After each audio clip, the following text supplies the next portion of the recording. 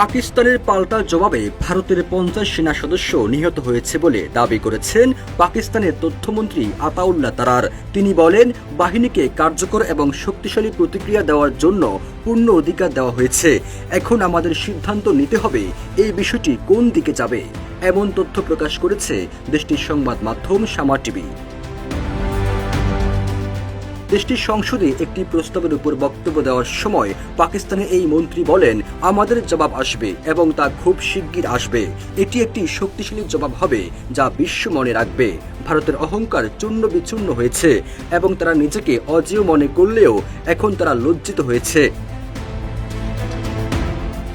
ভারতের 50 সেনা সদস্য নিহত হওয়ার তথ্য পাকিস্তান দাবি করলেও ভারত অবশ্যই এখনও তাদের কোনো সেনা সদস্যের মৃত্যুর কথা আনুষ্ঠানিকভাবে নিশ্চিত করেনি।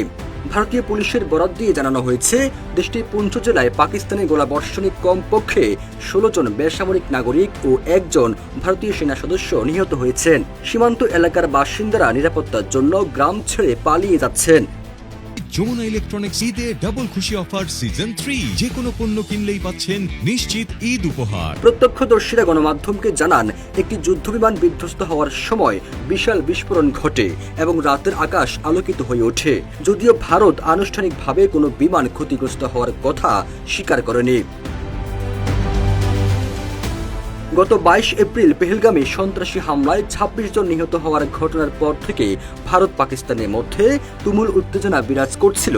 এই হামলার জন্য পাকিস্তানকে দায়ী করে আসছিল ভারত। এই ঘটনার প্রতিশোধ নিতে মধ্যরাতে পাকিস্তানের 9টি স্থানে ব্যাপক ক্ষেপণাস্ত্র হামলা চালায় ভারত। এতে পাকিস্তানে 31 জন নিহত হয়েছে বলে জানিয়েছে দেশটির সরকার।